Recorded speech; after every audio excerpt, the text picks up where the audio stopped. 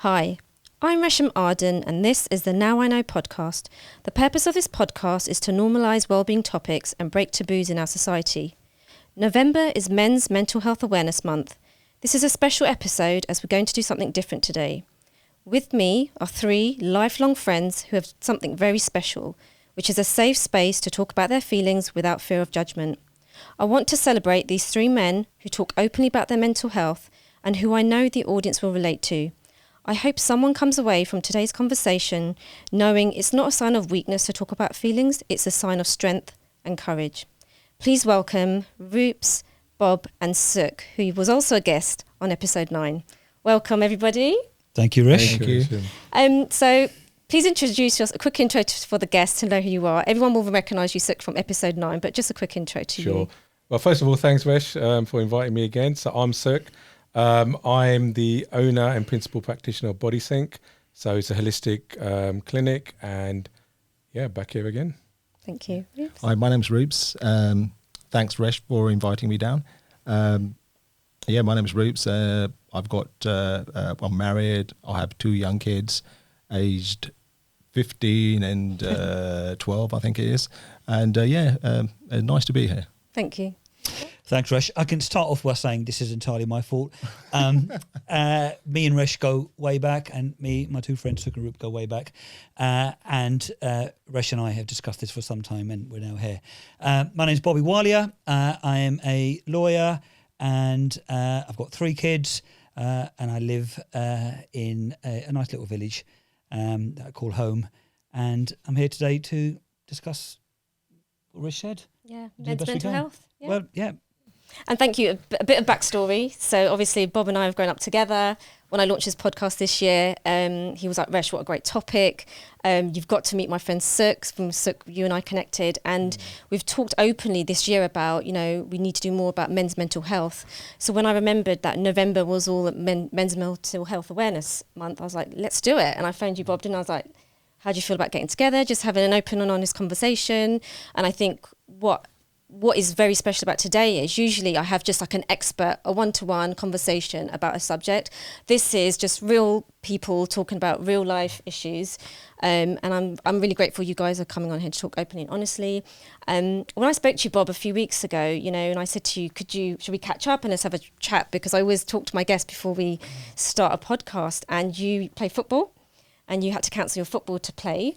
And you thought you were going to get some negative responses about having a chat about, men's mental health on a podcast, but you said they were really positive about you doing this. What was the sort of comments you got? Yeah, absolutely. I think it's more of a case of my own prejudices in terms of how I expected people to react, and therefore I ultimately presumed they're going to react that way. When you approached me and I mentioned of the kind of friendship that I have with the people I have and how it's developed over the years, I thought that we were such a novelty, such a one-off, that most people are just going to dismiss it, and more importantly, just not be interested in the kind of stuff that we talk about. I couldn't have been further from the truth. So far, the responses I've had from friends of mine outside these 4 walls has been nothing but positive, to the point that people have said, well, it's about time people talked about stuff like this. So yeah, it's been it's gone from quite a nervous reaction to now quite a positive experience. That's so nice to hear. Really, really nice. And I think one thing I loved about that response was there are biases, isn't it, towards people that thinks they're going to think this of us. But really, the more we open up, and that's why I think what you 3 are doing today is really important, because one thing I've learned with the 3 of you when I spoke to you is you guys have got this really safe space that you probably will share things to each other, but not to other groups of people. So Sukh, I know we've talked about it as well. And one thing I learned, which was quite new, was that there was a men's only retreat that you were going to after we spoke. And when we last spoke, you were going to the retreat. But could you share your experience of this men's retreat that you went on? Because I think this is a really amazing new thing that's becoming an up-and-coming thing for men. Sure. There's a lot of things out there about mental health, and there's a lot of collective things about a lot of women sort of doing these type of retreats together. And I think historically women are quite comfortable in terms of sharing their experiences. Men, we're not. Even with us three, I mean, the experiences we share now and the journey we've been to hasn't always been there. It's a very recent thing. And that is it's an amalgamation of, you know, how we've been brought up and everything. And when this men's retreat came up, I was very intrigued about it because I haven't heard anything about anything. So myself, Bob and Roops, we were always thinking, look, why don't we, us three as a collective, we need to do something, just go, you know, just have a weekend away somewhere and we're looking like a forest trip or somewhere, just, you know, just chill out, just talk about life and, you know, just experience our, you know, just talk about our experiences and things like that. And when this retreat came along and I mentioned to these guys and, you know, there was no like, you know, I had to force them into it. It was a no-brainer. They said, definitely, let's go onto it. And one of the reasons we went onto it is something we can do together and experience and see something which is new. And we went onto it, you know, it was literally 10, 12 blokes. Obviously, us three knew each other. The rest we didn't know. You know, there's a bit of bravado, you know, oh, okay, what's going on and stuff like that. By the end of it, it was just one of the most amazing experiences. You know, I've been in healing in 20 years, but seeing this collective and how men can connect together. And if you put it into the right environment, you know, create that safe space, how men can open up and let go of that egotistical nature and everything like that and really break it down to basics. And it really, really did help. And even for me, look, I'm a healer. End of the day, you know, I'm still a human. So even for me, it was such a profound experience and such a healing and learning experience for me as well. And I was really blessed to be able to share it with Roops and Bob as well. Brilliant. Would you go again? Yeah, definitely. So we're doing one in November. So I've hooked up with the guys. We're actually going to do one, and also it's awareness of it that there are things there. Not just so the one we're doing is not just for men, but it's for couples because we do have men's, we have women's. But why don't we have one for couples? And then why don't we have one for families? Involve the children in there because I think for me the biggest thing is getting children at an early age and creating and building that foundation and be open talking about mental health because I'm sure these two guys agree our sort of generation we never had that, and I think it's really, really important to try and get that into the psyche of the next generation. Yeah, absolutely. Actually, speaking of kids, I was Roman Kemp, the radio DJ, is doing lots of work at the moment, isn't he, for suicide, and there's something I was on BBC iPlayer, the fight for young lives, and I wrote down something he said which I thought was really powerful. He said, we already know that as an adult we suffer from some sort of mental health problems, depression, anxiety or suicide, so why are we not training kids what to do when they're faced with that? We need to give children the tools to cope with their mental health, and that's exactly what you're saying, isn't it? Like if we all went together, how powerful that would be. That was it. And I've recently done a post, and it was in the BBC News, that mental health and everything should start really from birth, from the age of 5 years old, because it's not you're dealing with mental health in children, but you're creating that awareness that, hey, life is about ups and downs, but this is the tools to deal with it, be open about it, talk about it. And, you know, look, there's a lot of, you know, mental health is not just about what you may be going through, family. You know, there's a lot of concerns out there, you know, the state of the economy, what's going on in the world right now. So it's always a lot of different narratives, you know, almost it's like a compound effect on there. But if we teach people, okay, this is how you deal with it, here's the tools, it's fine to talk about it, it's fine to reach out, that's not a sign of weakness. I think that's a very, very important thing. And it's really good and reassuring that, you know, it is becoming more and more of the norm now. Yeah, absolutely. Thank you. And in terms of the retreat, Roops, you mentioned you do a lot of meditation for your mental health and well-being. Could you share what sort of meditation you do? Because meditation can take so many forms, isn't it? Yeah, do you know what it is? I think it's a difficult subject because there's so much meditation out there. And but I think if you just break it down to, I was thinking about this the other day, and I think, well, what is the simplicity of meditation? And all it is, it's just focusing on your breath. And it's, I mean, look, anybody can do it. And I think the problem that you find is people do it for a day or 2 days or 3 days or 4 days, and they think, okay, this is not working for me. They think it's like a pill that you can put in in your mouth, and you think that it's going to make me feel better. But it's not like that. And I think what it does is it's almost like a bit like an onion, where you've got to peel a layer away a day, and another day and another day. And so it takes about, they reckon, if you do something, meditation for about 30 minutes a day, you're looking at about 2 weeks before you start reaping the benefits. And then over time, you not only get the benefits, but you start learning more about yourself, and all the questions that you haven't answered, that a lot of the answers that you have within the world are within yourself. But you're too busy looking outside and you're focused on your maybe negativity or whatever it is, you never see them. But by the time you get to say week 2 or, week 3, you've peeled away a lot of, these, you peeled away a lot of your own insecurities, and you start getting deeper into yourself. And that's when you come to a point where you sort of come to peace with yourself. And then that's when your calmness settles in, and that's where your views on your own perception, on your own life settle in, and then you start seeing things differently. But I mean, if anyone's going to start meditation, don't do it for a day or 2 days. At least allow a month, but do at least 30 minutes a day, whether it's in the morning or in the evenings, and you would reap the benefits. Absolutely. They sort of say it's like a muscle, isn't it? Like it takes time. Like going to the gym takes time. Absolutely. Breathwork takes time. I mean, I do a lot of breathwork as well to manage my anxiety or my nerves, and it's something I wish I knew when I was younger. You know, and I teach it to my kids. But I think it's. I think so. The way that I see things, when you were younger, you were active, you were outside, and some of the things that when you're younger, you don't need meditation because you're outside during this. Excuse me. You're outside. You're in the sun. You're running. You're walking. You're doing things outside. You don't have anxiety. But as you get older, you're spending more time indoors and things like that, and that's when you have that sort of negative impact. When especially when the winter months settle in, and you don't get the light, and you don't get the there's many things that in the winter months that just drag you down generally. You've got the heating bill and everything else as well. Yeah. So look, the only way to see through is just spend time on yourself. Just give yourselves half an hour, whether it's in the morning, whether it's in the evening, and you will reap benefits.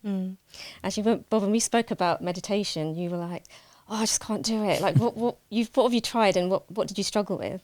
It's really interesting because we've got the three of us who are extremely close friends, and we've developed this over years. And we've found a place where we're all happy where we are. But we've all had, like anyone who views this today, we've all had different journeys. And when you've got different journeys, you naturally have different paths, and you also then have different solutions. And I've always advocated the one thing, and that is one size doesn't fit all. Absolutely. But what does fit all is not to ignore it. Do something to help you improve your mental health. So you've got Roops, who's a great advocate of spirituality and fitness and meditation. And you've got Sukh, who's a great advocate of your mind and your body being connected. And, you don't treat one, you treat the whole body as a whole. And I think the place I've found, much to probably my wife's discontent, because she's a great advocate of therapy. And I'm not saying therapy doesn't work. Like I said, one size doesn't fit all. You find your place. And I've just found over the years sports. And it's not a normal fit. It's more of a round peg in a square hole. But it fits absolutely fine for me. And I find I've always been, and Resh, I've always been a very sporty person, whether it's tennis, badminton, squash, football, or even athletics. And in my age now, I can't do all those things. But I've found that I've found that over the last few years, whatever sports I'm doing, and I'm focusing more now on football, being busy, being physically active, and I use this term a lot with my kids, and that is healthy body, healthy mind. Keep yourself active, keep yourself busy.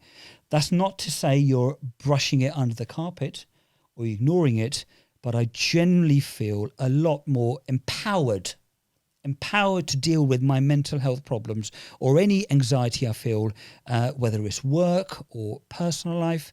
If I'm not physically fit, I don't feel I can deal with it. But that's me. And that's not to say it works with everyone else, but it's me.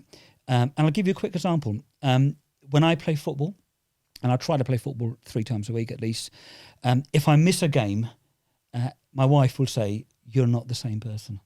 You're just not the same person if you've missed a game."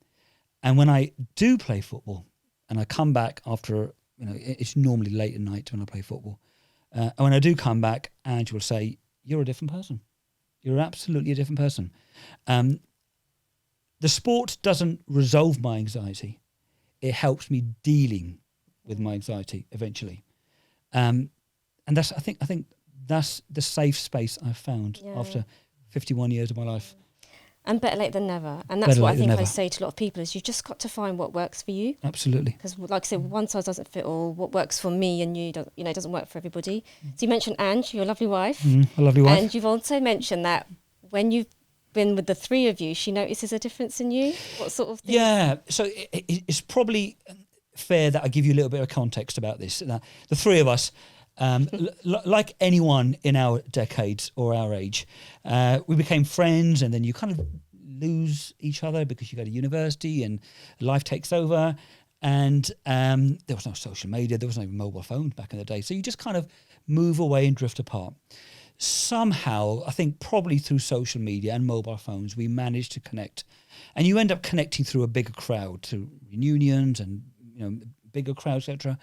And we have over the years, somehow over many meetings of many friends, in many pubs over many drinks, we found that somehow the three of us who were friends in school, we've just kind of connected. And I've said this to Ange, and I've said these too. The three of us couldn't be more opposite in many ways, but also couldn't be more similar in any ways. And we've naturally found that. And as a result, we've now found a space where we've gone from discussions about football, about wives, and putting the world to rights, like you do. And over the last few years, we've now been comfortable to talk about mental health of each other, mental health of the community generally. And we've found such a comfortable space that when we do meet, I come home and Ange will say, "I'm so glad. This is like your therapy, Bobby. Yeah. It's like your therapy. Can you," and I don't think many wives say that, "Can you meet the lads more often?" What wife says that? Please meet the lads more often. Oh, wow. You see, you guys have something really special because you don't hear a lot of wives say that. No, you don't. So in terms of you've all managed different ways of your mental health. So Sukh, with the work you do of your holistic healing, you must see a lot of people who have suppressed their feelings and their trauma over life. So, what advice could you give anyone listening who's suppressing anything they've dealt with through life and hasn't dealt with any mental health issues? Because you see a lot of that coming to you in your work. Yeah, I see it daily, but I just want to go back a bit. I mean, if I went to my wife and said, "I'm going to go play football," she thinks I'm probably having a breakdown. So we are totally different in that respect. But it was quite interesting what Bob said. I do sports and stuff, how to deal with it. That's a very different way to resolving it. And what I see with a lot of people, they have different dealing mechanisms with it. It could be sport, interaction stuff. But the thing I've found over the years is with trauma and emotional health and emotions and stuff, it's not just in your head, it locks itself in your muscles, in your tissues. So it's a bit like tissue memory, it's always there. Now you could be in a situation where you think, God, why do I feel like this? Why? It could be a trigger, it could be a smell, a sound, a sight, a person is triggering something in you. So what you're doing over the years, you are dealing with it to an extent, but what you're doing, you're compounding it. And it's layers upon layers upon layers built up. And even from my own, when I went through my own, as we talked about in episode 9, how I got into this, is how my back problems, everything. So for me, my healing journey wasn't just on a physical perspective. At that time, I didn't realize it was an emotional perspective. Why was I crying? Why is these things coming out? I didn't realize it or rationalize it at that time. But now I understand it the more and more I get into it. So when people come to me, I always say, listen, the biggest thing, the most important thing you've done is recognition. And now you're taking a step to do something about it. Those are the two hardest things. Once you've done that and you've crossed that bridge, the rest is, in inverted commas, relatively easy. And I do say to people, look, a lot of the times that emotional healing journey, I don't know what's going to come out. The person doesn't know what, because some of these emotions or traumas are so traumatic, they are suppressed. So we're not aware from our conscious. But when we do the treatment, it starts coming out through the non-conscious. But it's a way of revelation. It's healing. I've known people who have changed their perspective of life. They put off things and think, you know what, I'm actually going to do that now. It actually changes the person. It's like a dark cloud being lifted, and you can actually finally see the light. And 2 weeks ago, I was in Brighton and I was doing an advanced emotional healing course. Now, people think I'm a healer, I can deal with it and all of this. I'm still human. I still got, and I was releasing emotions which I thought I dealt with over 35 years. It was still coming out of me as a healer. Stuff I didn't even knew. I thought it was done, dusted and buried, but it was coming out. But now I see it much more clearly. So what I say to people is, you've taken the two most difficult decisions. You're here, we're there to support and guide you, but don't be afraid of it. It's a release. It's like when we're releasing a shoulder joint, you're going to get that bit of tightness or that pain after. It's the same with the emotions. And a lot of the time, some of the emotions are coming, people say, oh, I'm seeing a blue eagle or whatever.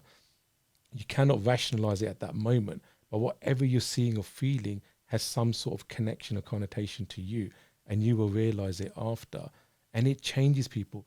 But also we've got to think about, it's not just you it's changing, it's energy. It says the people around you, your children, your loved ones, your partners, it will resonate. I've seen people who've had difficult relationship with their parents or siblings, now it's starting to get a bit warmer, like the ice is melting, because they're resonating that, and that is the most powerful thing. And I've seen so many, and I can categorically say I've been doing this nearly 20 years now. A lot of physical internal issues I see, I can relate it back to an emotion, and it will come through one way or the other. But to be able to heal someone, and for then a family member to say and come back and say, thank you, you really helped this person, and I can see that. It has reverse connotations as well, because not everyone's on the same journey when they heal, because it changes the person. Yeah. But a lot of that healing and everything is such an amazing thing to see, and especially in children, they're so receptive to this. I think, two things you've sort of mentioned is this one thing, recognizing it and then acting on it.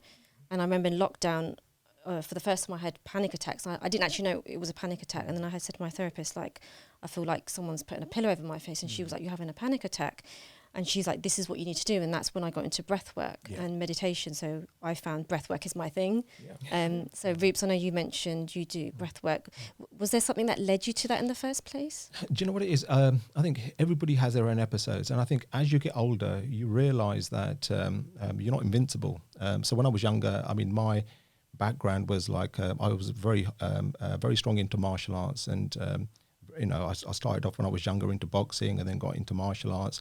Got to quite a high level, and then my instructor left and he went to America, and then at that point I was in a little void in my life, and I thought, okay, I know I just got married and everything else, and over the next few years it was just like everything was okay, but it just felt that I had something missing. And then what happens is when you're younger, you're out, you're just young. You can go, you're invincible. You can go into the world and you want to do whatever you want to do. But then after a while, I think maybe when I got to my 40s, it was just like I said, everything just feels like you feel like something come over you all of a sudden. I don't know if it's like middle age or whatever it was. But you're like, things aren't as easy as they used to be. Am I getting older? Is this middle age? And the problem is people don't talk about this sort of transition between maybe the decades. You don't know what to, it's not written anywhere. You're going to feel this at this time. Everyone's different. So at that point, I wouldn't say necessarily, I wasn't the same person I was when I was younger. And I felt a bit sort of, a bit uncomfortable with myself. And I sort of, that's when you start asking yourself questions. And that's when I maybe looked into meditation. I was doing because I was quite strong into martial arts. I just naturally went into Tai Chi, and some of the people that I was training with, we started doing Tai Chi, and then from there it led me into meditation. But what I found was again, like yourself, it was breath work. Even with Tai Chi, when you first start it off and you're learning, I think you start off with Qi Gong, then you get into your movement and the slow movements over time. It's the focus, it's the breath and everything else. And the very slow movement. It almost takes you out of this dimension, doesn't it? And it just sort of relaxes everything, calms everything down. So that's when I first started understanding, okay, I'm feeling different now. And I think what it is that transition within a person. So as I got older, I started you learn to understand where you are, and you learn to understand your body. So, I mean, I think a bit like Bob was saying a bit earlier, you've got to find your own path in this. And my path for me, I find, is as long as I've got my own. So Sukh has his mind-body balance, but I have my own. So my own body balance is, my mind is basically I work on, I'll do Tai Chi, I'll do meditation, and even a bit of yoga as and when, I just filter with things like that just because I enjoy doing those things.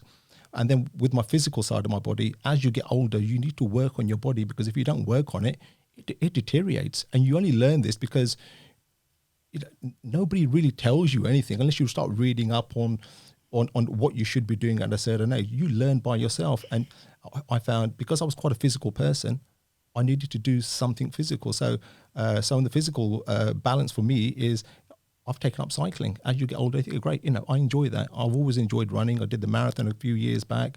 So that's my sort of pleasure side of things. And it's strange how Bob says, when you don't do it, other people pick up on it.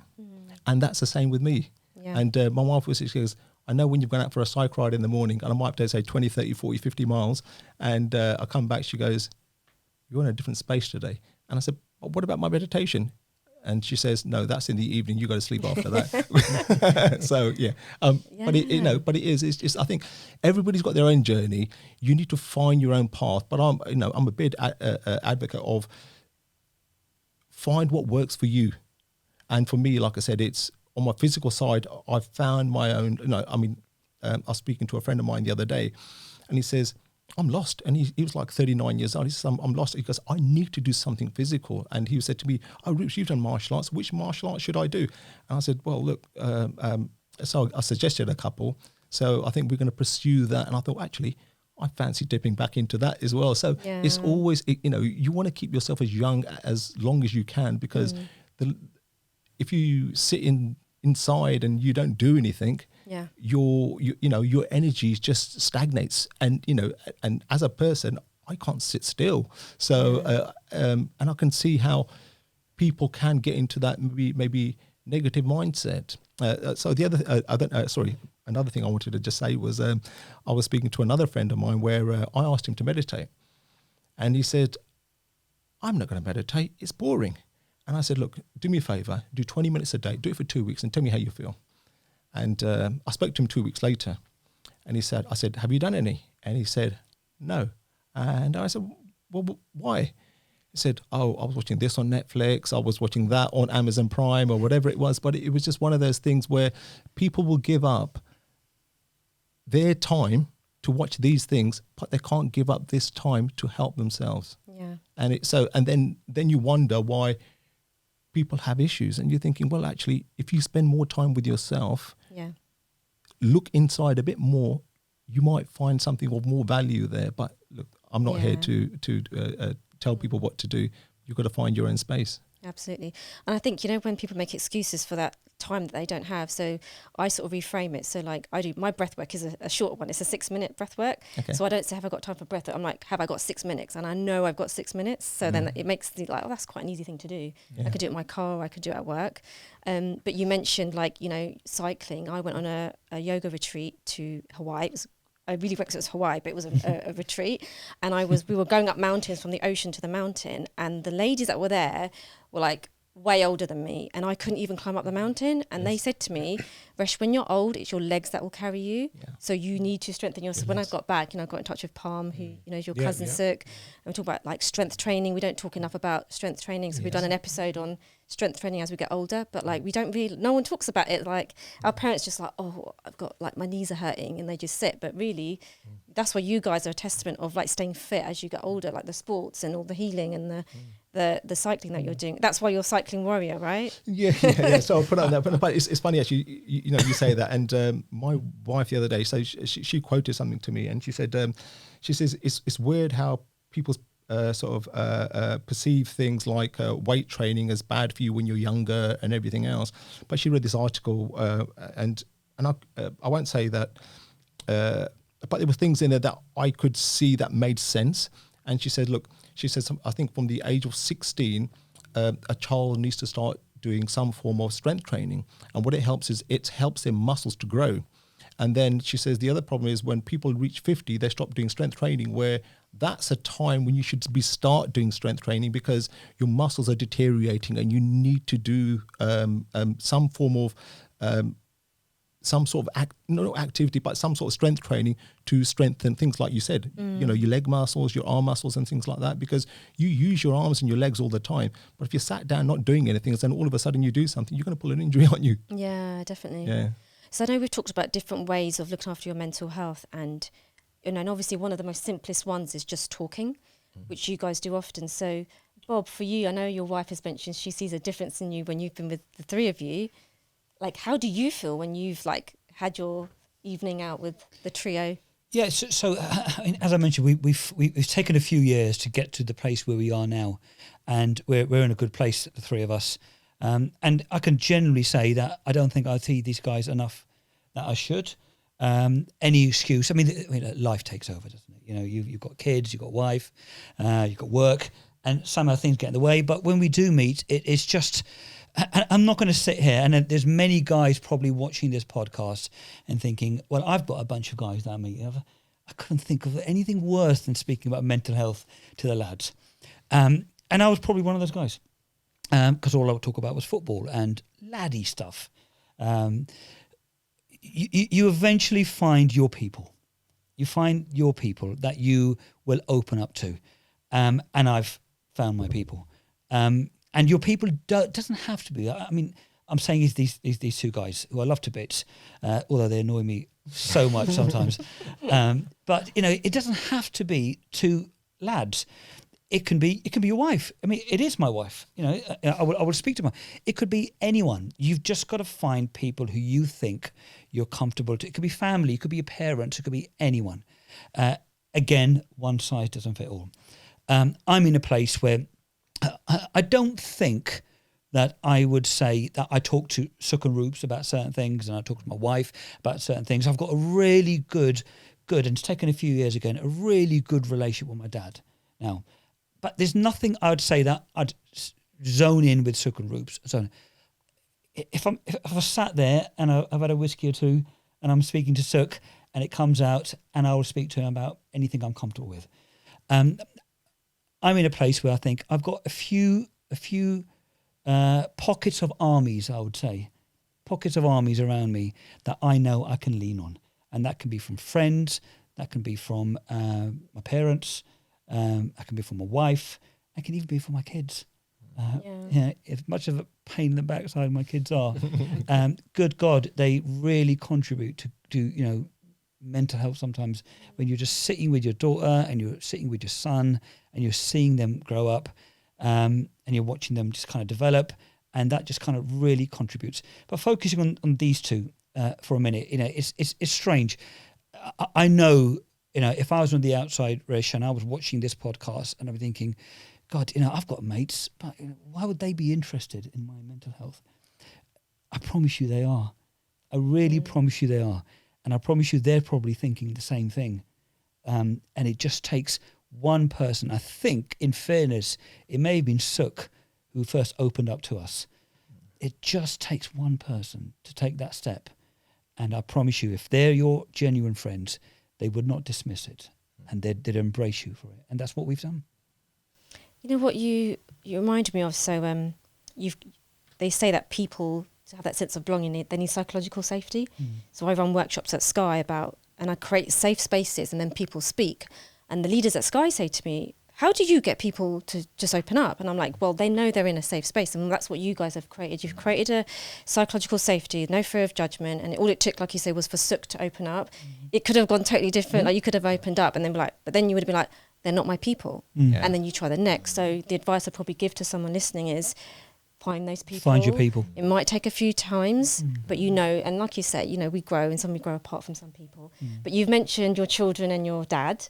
You've got a son and a daughter and your dad. Do you see a difference in generationals and in our community of how they deal with mental health?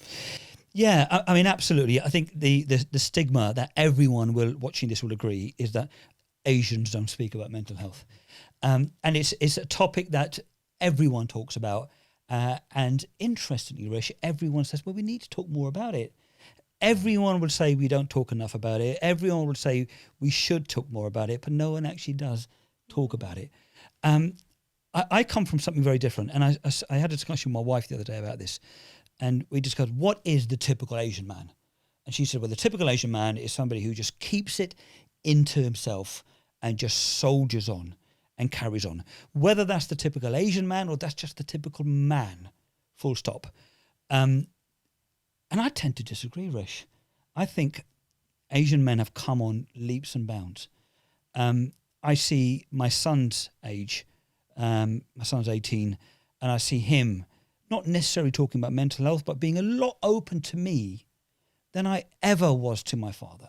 Good God, I would sit with my son and I'd have a beer and we would talk about anything and everything. And I wouldn't do that with my dad because it was just not the right thing to do. I think we are getting to a place, and I know many people watching this will disagree. I think we're getting to a place where the typical Asian man is no longer the typical Asian man. The typical Asian man is no different to me, Sukh and Roops. At the moment, we are now comfortable speaking to our parents, to our children, importantly to our partners. We're opening up more and more, and I don't think there is a typical Asian man anymore. That's so nice to hear. I generally believe that. Especially because we've all got sons and we're trying to make sure they don't go through the things we went through. Do you think our parents wanted to speak but just didn't know how? And again, feel free to disagree, and Roops and chip in where you want. But I think my view is everyone wants to talk, everyone needs to talk, and there are social barriers stopping them. The social barriers for males, and I can speak for males, was very alpha male, get your head down, grind it out, deal with it, and you're not. And I say this really carefully, but I don't apologise for these words, that you're not a real man if you talk about your feelings. And that was the general stigma. Interestingly, my dad, who probably came from that generation, he now encourages me almost on a weekly basis. Bobby, I think something's wrong, isn't it? Everything all right? Talk to me. Don't talk to me, talk to your wife. My dad's saying this to me. Don't talk to my wife, talk to Sukh Roops. He'll say this to me. And I think my dad's even changing. People are changing as they go along. They had certain stigmas that they carried on from India or whatever it was, that you're the man, tu banda haga, you carry on the way you are. But I genuinely, and maybe I'm a little bit utopian here, I generally believe that things are changing now. And I agree, because I've met a lot. This is why I wanted you guys here, that I know a lot of guys that speak up and open up, and that's why I was like, I want you guys to have a platform here, because there are so many men like yourselves, and there's still so many men and women who still are on that journey. And I think it's hopeful. The reason why I started this podcast as well was, I've got children. I hope when they're older, they can listen to this and be like, I don't want to make the same mistakes my parents made, and they can learn from us. But Sukh, for you with your healing, you must get so many people who start to open up more and more as they have healing with you. Yeah, they do. And it's interesting what Bob said about his dad. My dad's going to be 85 this year, but he's still old school. So his views haven't changed. They're still like, man up, what mental health and that. And in some ways, he's then sometimes a little bit contradictory, because with my sons, he's a bit different. But with me, he's still that same staunch sort of experience. But even with my sons, it's as cool as me and my wife, we think we are as parents. I do realise that they need an outlet. So I'm very blessed. I have a shaman in my life, my spiritual guy, who, when my sons need it, I leave them there for an hour. They're different persons. It's that being able to let go.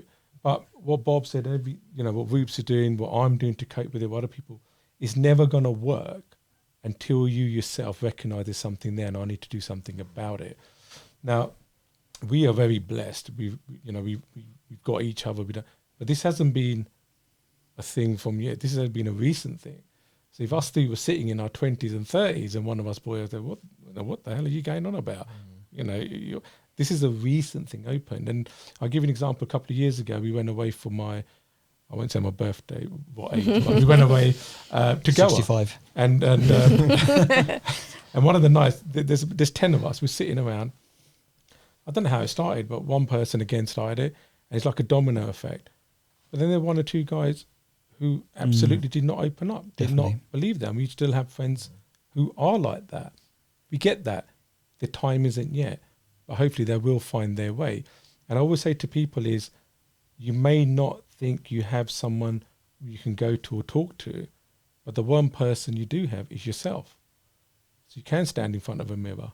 You can talk to yourself to start that process. When you start that process, you start feeling comfortable. You will start to be able to get answers yourself, coupled with amazing breath work. There's so much work on that. The meditation, you will do it. And one thing I always say also is, when we're going through these mental health issues, it's very, very easy to think about all the negativities, everything we're going. But sometimes it's at the expense of what's all the good things in our life. Because everything's like yin and yang, there's a balance. You are going to have, there is some goodness or somewhere. It might be, for some people it might be not as much as other people, but there's something there. Use that, focus on that, use as the building block to help your own healing as well, because that will really, really help. And that's what I'm really trying to install with people. But you're absolutely right. I've seen such a different dimension, and I'm a real big advocate in men's mental health, because especially with our generation, I think that what I see from clinic, there's still a lot of guys who are not there yet to open up. They want to, but their upbringing or something is still holding them back. And some of the work we do is to help with that. I'm seeing kids as young as 6, 7, 8 coming in for emotional healing and stuff, which is fantastic, because it's setting that groundwork that it is normal to talk about it. And like with Bob, even with my sons, our relationship is not one of a strict father and son. We're almost like friends.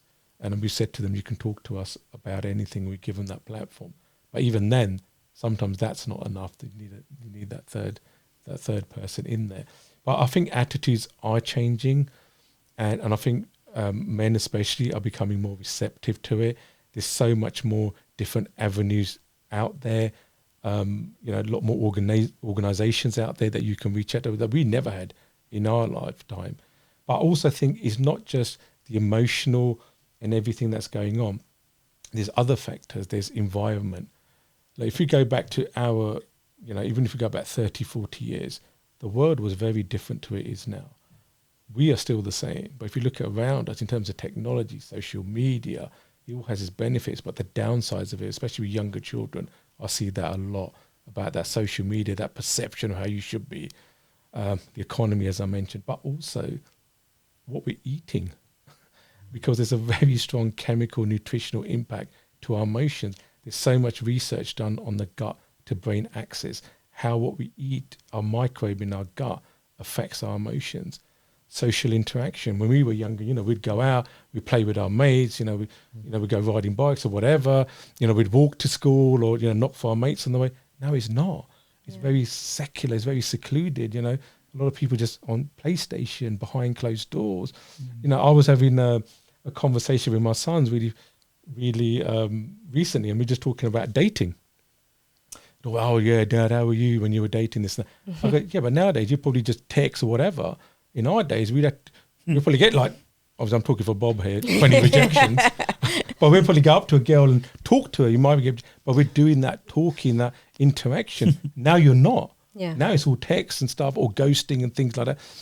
When we were getting bullied, there was bullying from a physical or a face to face. Now there's cyberbullying, and there's so much more this definitely. new generation has to cope with, and sometimes we can easily forget that. So a lot of it is recognition of that, and even with parents, as I see young parents coming in, but sometimes even they forget about that. So it's really important. I say to children, even my sons, are always, you can play PlayStation, but they both play football. I always made sure that they were doing outside activities, talk about, be open and talk and be frank. That's what household is like. We do really watch what they eat. They have their junk food, don't get me wrong, but we try to restrict that as much as we can, because I think all of these factors come. It's never one single thing. And as we're growing up, it's layers and layers and layers of these things building up.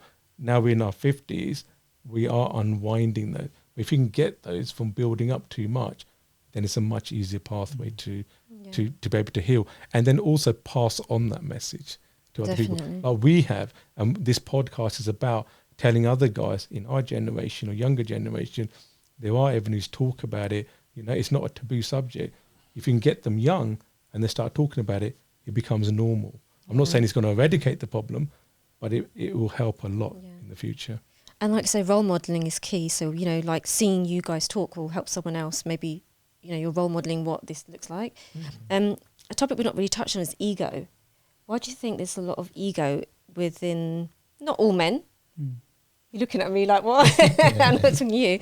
But how do we break down that stigma of ego? So to define ego, so I answer it properly, do you mean, explain what you mean by ego? So, like, when people say to me, oh, you girls are all right, you always meet up and you just talk, like going out with the girls is therapy. But for men, it's always ego, like, I look weak if I speak about my feelings. So this is where I think, and as much as it is important about Men's International Day and men's mental health, I think we can't discount the importance women have in our lives.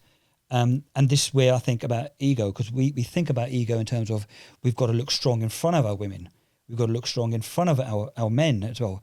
The importance of females cannot be understated. And I'll give you my perfect example. I've got 4 important females in my life. I've got my 2 daughters who are strong, independent women growing up in today's age, facing difficulties that I never would have faced in my life, like Sukh mentioned about social media and etc. etc. I've got my wife, who's a beautiful, loving, caring woman who's grown up with me and has faced the same difficulties I've had. And then I've got my mother, who's a very matriarchal, over-worrying, constantly worrying stuff. And I've got these 4 women in my life who I have, at different stages, been pressurized not to disappoint. Especially my children. Actually, no, especially my mother. Actually, no, all of them. All of them. And my ego really is that I've got to remain strong so these women can rely on me. It's an extremely sexist way. I mean, why do these women need to rely on me as a man? They don't. But it's ultimately the way I've been conditioned. And as a result, I think these 4 women can carry on life just fine. They don't need me for anything, unless I've got to, put the bins out or something. But generally, they don't need me for anything. But I feel they need me for everything, and I feel I've got to remain fully intact, fully strong for them. I don't see Sukh and Roops every day. They don't see my weak side, but these women will see my weak side. So I hide my weak side from them. It's my ego. It's absolutely my ego.